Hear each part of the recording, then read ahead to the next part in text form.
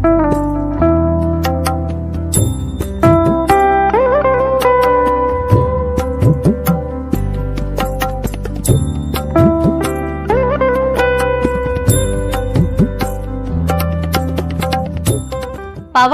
મહાકાળી માતાજીનું ધામ શક્તિપીઠ તરીકે પ્રસિદ્ધિ પામ્યું છે, જેમાં આજે આવા એક ધામના દર્શન કરવા છે કે જે ધામ આજે મહાકાળી માતાજીના ઐતિહાસિક ધામ તરીકે ઓળખાય છે. બનાસકાંઠા જિલ્લાના ઓગળ તાલુકાના ઈસરવા નર્મદા કેનાલને અડીને આવેલા મહાકાળી માતાજીનું ધામ શક્તિપીઠ તરીકે ઓળખાય છે. દિયોદરથી માત્ર 10 કિલોમીટર અંતરમાં આવેલું આ ધામ કે જ્યાં માત્ર દર્શનથી થાય છે સઘળા કષ્ટોનો નાશ. તો આવો અમારા માધ્યમથી ઘરે બેઠેલા ભક્તોને મહાકાળી માતાજીના દર્શન કરાવીએ.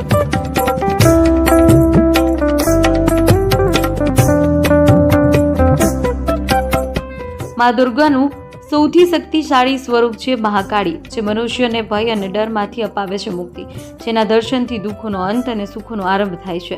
મહાકાળી માતા જે દુર્ગાનું એક સ્વરૂપ છે. મા દુર્ગાના સ્વરૂપને દેવી શક્તિમાંથી સૌથી મોટી શક્તિશાળી દેવી માનવામાં આવે છે.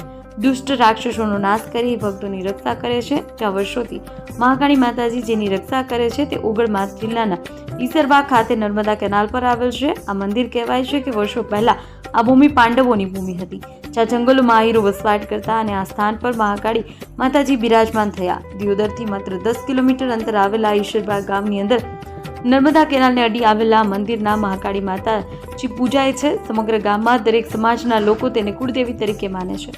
ગામના આગેવાનોનું કહેવું છે કે વર્ષો પહેલા આ જગ્યા પર જંગલ હતું, જ્યાં વડલાની નીચે એક ધૂણી હતી, જ્યાં મહાકાળી માતાજીનું સ્થાન હતું.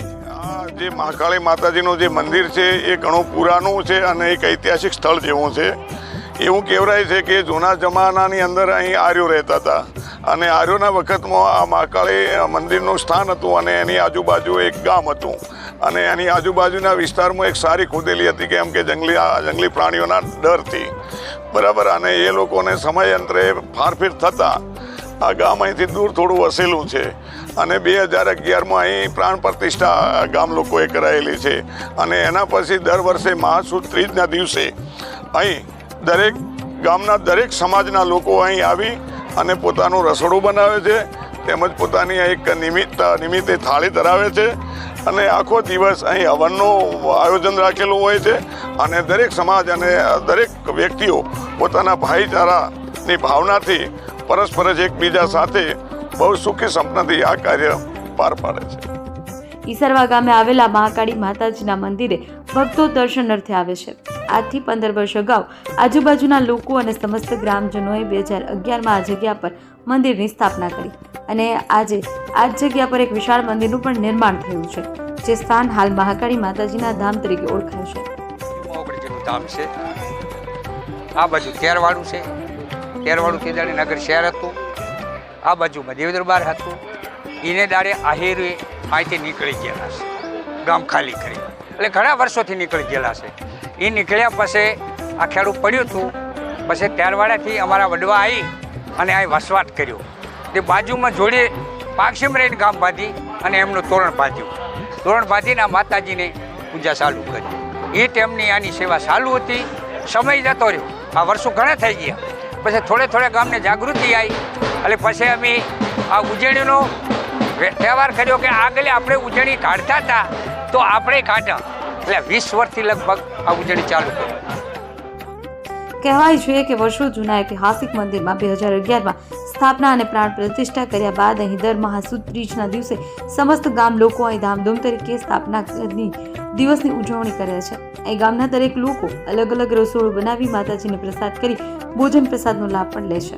પાવન ભૂમિની બાજુમાં ઓગળની થડીમાં ઓગળજી મહારાજનું મોટું ધામ પણ છે, જે સમગ્ર વિશ્વમાં પ્રસિદ્ધ છે. જ્યાં બાજુમાં નગર તેરવાડાના ચેહર માતાજીનું પણ ધામ હોવાથી અહીં ભક્તો દૂર દૂરથી પોતાની મનોકામના લઈ દર્શન અર્થે આવે છે. ક્યારથી થઈ એવો કોઈ અમને ખ્યાલ નથી. વડીલોના સમયથી ક્યારથી જૂનું આહિરોના સમયથી મંદિર બંધાયેલું છે. અહીંયા મહાકાળી મંદિરની નાની મૂર્તિ હતી, એ પછી 2011માં પ્રતિષ્ઠા કરી અને મોટા મંદિરમાં માતાજીને બિરાજમાન કર્યા છે. અને છેલ્લા 20 વર્ષથી અહીંયા ઉજાણી થાય છે. ઉજાણીમાં ગામ લોકો સવારે વહેલા આવી જાય છે. જેમ ગામમાં વસ્તી વસેલી છે એ પ્રમાણે અહીંયા મંદિરની આજુબાજુ પણ પોતાનો વસવાટ કરે છે. માતાજીને થાળ ધરાવે છે. અહીંયા જમી જ્યારે હવન પૂરો થાય, માતાજીની ધજા ચડી જાય અને તોરણ બંધાયા ગઈ પછી ગામ લોકો વિસર્જન થઈને પોતપોતાના ઘરે પહોંચે છે. આ આયરા વખતનું ખેડું હતું. ઈશ્વરવા અહીંયા જંગલ જાડી જેવું હતું. આજુબાજુ આ આયરોનો સમાજ અને આયરોનો વિસ્તાર છે એવો બાજુમાં ઓગળજી સાબિત કરે છે. બાજુમાં ચહેરમાં તેરવાડાના અને વાળીનાથ દેવદરબાર અને અહીંયા મહાકાળી અહીં કહેવાય જાડી એ ઈશ્વરવા એવી રીતે આયર વખતથી અહીંયા એક નાની ડેરી જેવું હતું. પછી ગામ લોકોએ ભેગા થઈ અને ઈશ્વરવાએ 2011માં મોટું મંદિર અહીંયા નર્મદાને કિનારે કરી અને 2011માં પ્રતિષ્ઠા કરી, બહુ મહાન પ્રતિષ્ઠા કરી.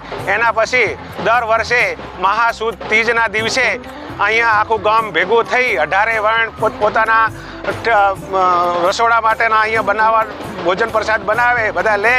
દરેક સમાજ ભેગો થઈ આનંદ ઉલ્લાસથી આખો દિવસ અહીંયા માતાજીનો જ્યાં સુધી તોરણ બંધાય નહીં ત્યાં સુધી અહીંથી કોઈ હાલતા નથી અને સેવાભાવ યજ્ઞ કરે, હવન કરે, બધી સુખ શાંતિ સેવા કરી અને ખૂબ આનંદથી આ ઉત્સવને ઉજવે છે.